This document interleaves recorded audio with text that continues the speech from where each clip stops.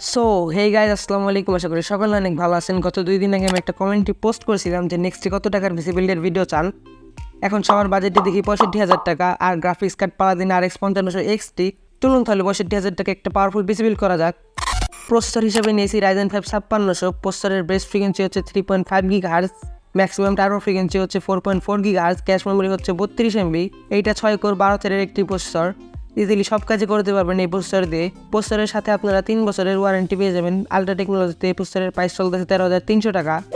এরপর মাদারবোর্ড হিসাবে নিয়েছি বায়োস্টার B550M মাইক্রোডেক্স মাদারবোর্ড। মাদারবোর্ডের ভিতরে আপনারা 2টা র্যাম স্লট পেয়ে যাবেন, up to 64 GB RAM use করতে পারবেন। বাজেট অনুযায়ী ভালোই পোর্ট দেওয়া আছে মাদারবোর্ডের ভিতর। মাদারবোর্ডের VRM কন্ট্রোল মোটামুটি ভালোই, শুধু এখানে 2টা র্যাম স্লটের জায়গায় 4টা র্যাম স্লট দিলে ভালো হতো।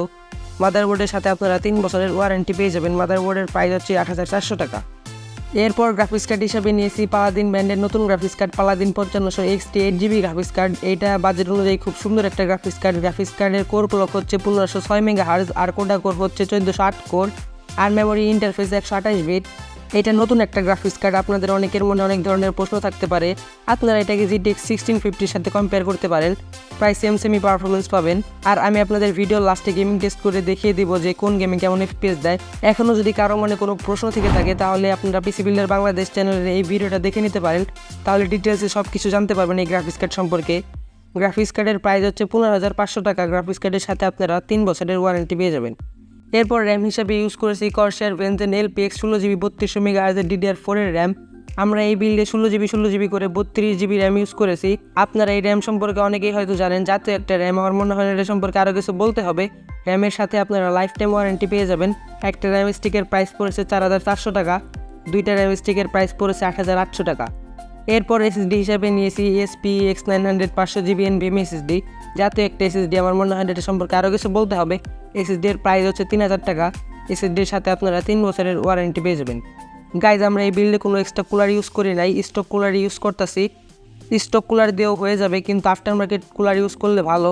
আপনাদের কারো বাজেট যদি 1,000 টাকা বেশি থাকে তাহলে আপনারা একটা এক্সট্রা এয়ার কুলার অ্যাড করে নিন। এরপর পাওয়ার সাপ্লাই হিসাবে ইউজ করেছি FSP Hydro Pro 500 ওয়াটের 80+ বোন সার্টিফাইড একটি পাওয়ার সাপ্লাই। এই পাওয়ার সাপ্লাই সম্পর্কে অনেকেই হয়তো জানেন, আবার অনেকে নাও জানতে পারেন। যারা না জানেন তাদের উদ্দেশ্যে বলি, FSP ব্র্যান্ডটা সেরা কয়েকটা কোম্পানির পাওয়ার সাপ্লাই তৈরি করে থাকে। আর আপনারা এই পাওয়ার সাপ্লাইটা কেনই বা নেবেন না? 4,000 টাকার ভিতরে 500 ওয়াটের পাওয়ার সাপ্লাই, তারপর আবার 80+ বোন সার্টিফাইড, সাথে 5 বছরের ওয়ারেন্টি, মানে এক কথায় জোস একটা পাওয়ার সাপ্লাই। পাওয়ার সাপ্লাইয়ের প্রাইস হচ্ছে 4,250 টাকা। এরপর মনিটর হিসাবে ইউজ করেছি ভ্যালোটপ T22 IF 22 inch full HD একটা IPS মনিটর। এটা 75 Hz একটা মনিটর। এটা কম সময়ে খুব জনপ্রিয় হয়ে গিয়েছে, এটা সম্পর্কে আর কিছু বললাম না। মনিটরের সাথে আপনারা 3 বছরের ওয়ারেন্টি পেয়ে যাবেন। মনিটরের প্রাইস হচ্ছে 9,500 টাকা। গাইজ, আমাদের পিসি বিল্ড করা শেষ। টোটাল প্রাইস এসেছে 65,600 টাকা। আপনারা হয়তো মার্কেট থেকে পিসিটা বিল্ড করলে আরও কিছুটা কমে পাবেন। গাইজ, এখন বলে এই পিসিটা দিয়ে কী করতে পারবেন। মোটামুটি সব কাজই করা যাবে এই পিসি দিয়ে। 1080p গেমিং, তারপর 4K ভিডিও এডিটিং, প্রোগ্রামিং, তারপর ফ্রিল্যান্সিং, মোটামুটি সব কাজই করতে পারবেন এই পিসিতে। এখন আমি আপনাদের গেমিং টেস্ট করে দেখাই, দেখেন কেমন FPS দেয় গেমিংয়ে।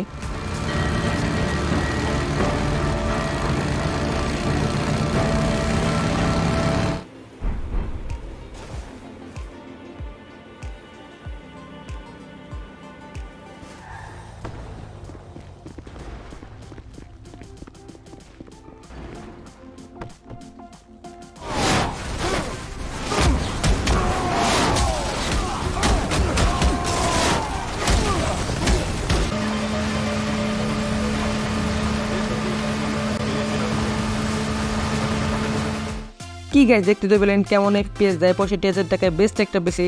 65,000 টাকা বাজেট হলে চোখ বন্ধ করে এই পিসিটা বিল্ড করে ফেলতে পারেন। সো গাইজ, এই ছিল আমাদের আজকের ভিডিওটা ভালো লাগলে লাইক, শেয়ার, কমেন্ট এবং সাবস্ক্রাইব করতে বলবেন না। দেখা হবে আবার পরবর্তী ভিডিওতে। সবাইকে আল্লাহ হাফেজ।